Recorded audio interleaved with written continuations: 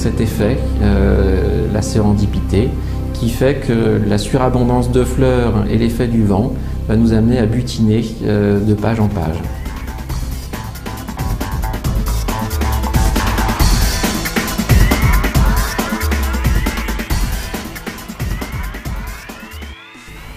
Alors qu'est-ce que la sérendipité? C'est le phénomène qui nous amène à trouver quelque chose d'intéressant, alors qu'on cherchait tout à fait autre chose, voire rien du tout.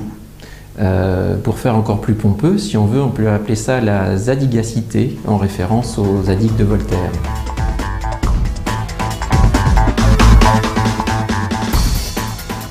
Alors mais c'est quoi finalement la sérendipité?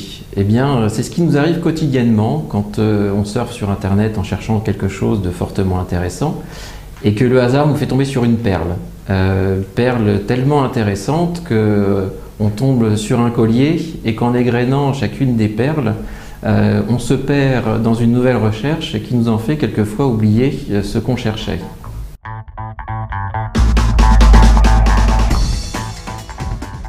Alors, comment cela peut-il arriver quotidiennement? C'est ce qui nous arrive tous les jours quand on fait des recherches sur Internet. Et je prendrai par exemple l'exemple du bananier. On vous offre un bananier à Noël, il va bien pendant quelques semaines, et puis il se met à dépérir. Et Google est votre ami, et vous allez chercher effectivement comment soigner votre bananier. Et vous formulez mal la demande, vous tapez simplement bananier.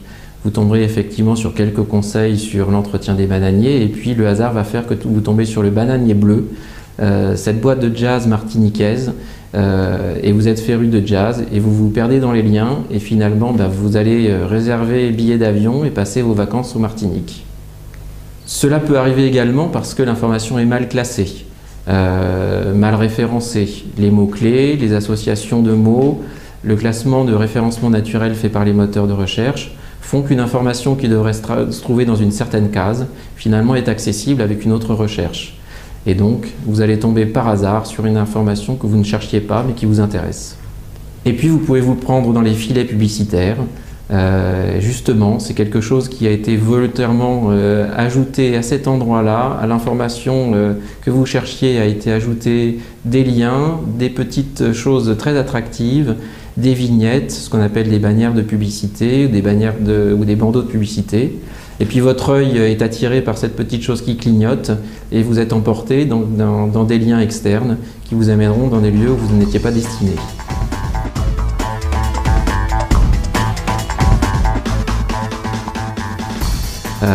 Pas forcément. Si on cherche effectivement quelque chose de très précis et qu'on a peu de temps à perdre, il faut essayer d'organiser sa recherche pour éviter de tomber dans ce hasard. Je prendrai l'exemple.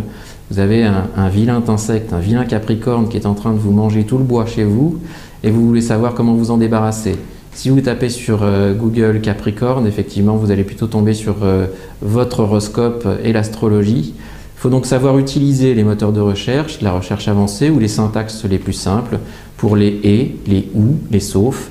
Et dans l'exemple du Capricorne, si vous voulez avoir comment traiter cet insecte, mais pas votre horoscope, dans Google, il faut taper Capricorne moins astrologie et à ce moment-là, vous aurez les informations concernant exclusivement les Capricornes.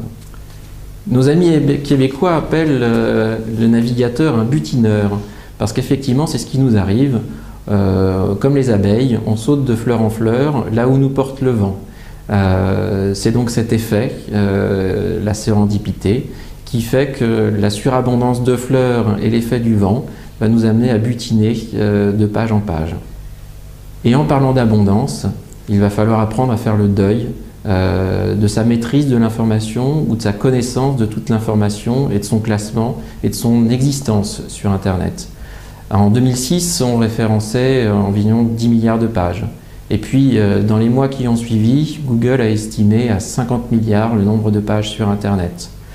En début d'année 2008, on estimait à 1000 milliards de pages l'information estimée sur Internet. Et puis aujourd'hui, Google lui-même a abandonné l'idée d'estimer le nombre de pages sur Internet. On parle de plus d'1 milliard de pages nouvelles par jour. On se rend bien compte ici qu'on est en train largement de dépasser l'échelle humaine et qu'il va falloir faire le deuil de sa maîtrise de ce volume d'informations.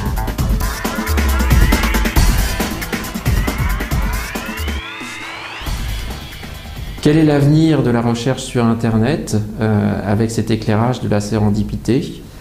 Bien, il va falloir s'acharner, il va falloir fouiller. On sait que l'information existe, il va falloir essayer de rester très focalisé sur sa recherche et essayer de s'organiser pour trouver les choses vraiment intéressantes et éviter de se disperser.